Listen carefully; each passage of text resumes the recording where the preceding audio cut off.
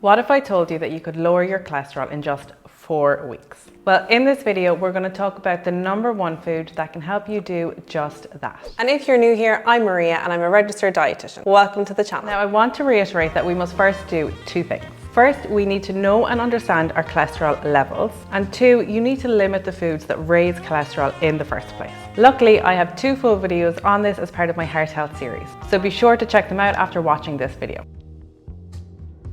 But today I'm going to talk about 1 food component that you can eat every single day to help lower your high cholesterol. Drum roll, please. Well, it is fiber. Fiber can help lower the LDL bad cholesterol, and it can help lower triglycerides as well. It grabs onto cholesterol in the body, removing some of it in your stool and also preventing it from being absorbed in your body. So of course, fiber can help lower your risk of heart disease and improve your heart health. Another big bonus with fiber is that it can help manage your weight. We know that people who eat more fiber are slimmer than those who don't. And it's a dose-response relationship. So the more fiber that you eat, the more slim you are likely to be. And for some, if they have weight to lose, losing the extra weight can also help with lowering your cholesterol. So the #1 food is fiber, and we're going to get into the best foods that have high amounts of fiber in this video. But first, I have to say that we're just not getting enough fiber. We know that fewer than 1 in 10 Americans meet their daily fiber recommendations. 80% of people in Ireland don't get enough either. So statistically, I am more than likely talking about you. I have a free complete guide to fiber, which is probably useful for most people, and I'll leave that linked in the description box below. So how much should we be getting? And there are different guidelines for different countries and different ages, but generally speaking, I would say that for adults, you need to be getting in at least 25 grams of fiber every single day, and more if you can. And if you're enjoying the video so far, I would really appreciate it if you hit the subscribe button below. Thank you so much for watching. And to further complicate the matter, did you know that there are different types of fiber? In general, I tell my clients to focus on increasing their fiber intake.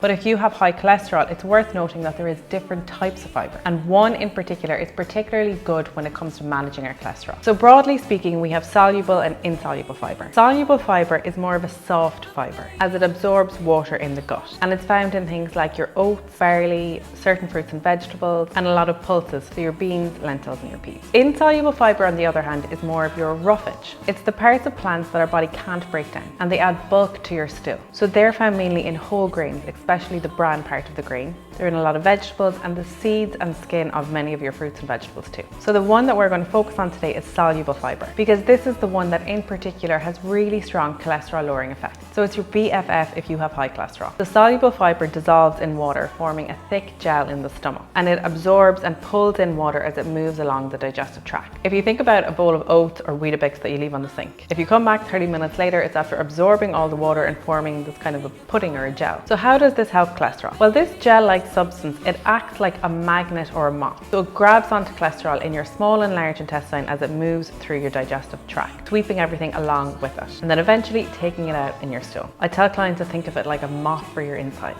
So to be graphic, you are in essence pooing out the cholesterol. Now, oats and barley are particularly good at this because they have a special type of soluble fiber known as beta-glucan, which we're going to be putting a lot of focus on later on. And if you do actually leave your oats on the sink and then come back to them, you can sometimes even see this beta-glucan layer on the top. Now, these are great because they do even more than just grab onto cholesterol. They also grab onto bile in your digestive tract and move it along and get rid of bile too. Now, I'm going to sidestep to some basic science, but your body makes bile, and to do that, one of the ingredients is cholesterol. So since this gel in the soluble fiber is also removing bile, your body now needs to make more bile, and in order to use this, it needs to grab onto more cholesterol as the ingredient. So it's starting to use up cholesterol in your bloodstream as well. Finally, another benefit is all of the soluble fiber is not digested. And because it's not digested, when it gets to your large intestine, it starts to ferment. So you're going to get a little bit of gas here, but that's natural. But as it's fermenting, it creates short chain fatty acids. And these short chain fatty acids can prevent your body from making new cholesterol. Loads of other amazing things. So in summary, the soluble fiber is mopping out the extra cholesterol, getting rid of it. It's also removing bile, so your body has to make more bile and it uses up extra cholesterol to do this. And then finally, it's making the short chain fatty acids, which are preventing your body from making new cholesterol. And 10 to 25 grams of soluble fiber per day has been shown to reduce cholesterol by 5 to 10%. So a huge amount. Now let's get practical. How are we going to do this? Download this resource, which I've linked in the description box. This is going to have all the tips and tables that we're going to look at now. Stick it on your fridge so you never forget. So I'm going to start by looking at those beta-glucans that I mentioned earlier, that specific type of soluble fibre that has that really powerful cholesterol lowering effect. It's worth putting in the effort here to make sure that we are getting these in every single day. And we know that 3 grams of beta-glucans a day actively helps lower your cholesterol. So you want to be getting in those 3 grams. So how can you do that? By focusing on getting 3 servings of these foods every single day in whatever combination works for you. Something like a small bowl of porridge, 1 to 2 tablespoons of oat bran. You can sprinkle this onto smoothies or over yogurt, 1 oat drink or an oat breakfast biscuit, 1 serving of oat cereal breakfast flakes, cooked pearl barley, which you can add into things like stews and casseroles, and you can also use it as rice in risotto, or you can use barley flakes as well. Get something practical, but these are what oat cakes look like, just in case you don't know what they are. I'm not into any brands, but this is like an oat bran. So there is a trend here. We have lots of oats and barley. Now, when we're focusing on getting in your overall fibre intake, I have 4 principles that I get my clients to follow. And this just works out a lot easier. I don't really advocate for people to meticulously start using apps or trying to read loads of labels and count out exactly how many grams of fibre they have every day. It's just not realistic. Like, I don't even want to be doing that, and I'm a dietitian. So follow these 4 principles and you'll be easily on your way to be getting in your fibre needs. So the first one is to focus on having at least 5 servings of fruit and veg every single day. Ideally, you want more than 5, but make sure you're getting in at least 5. Upwards of 10 is really, really good.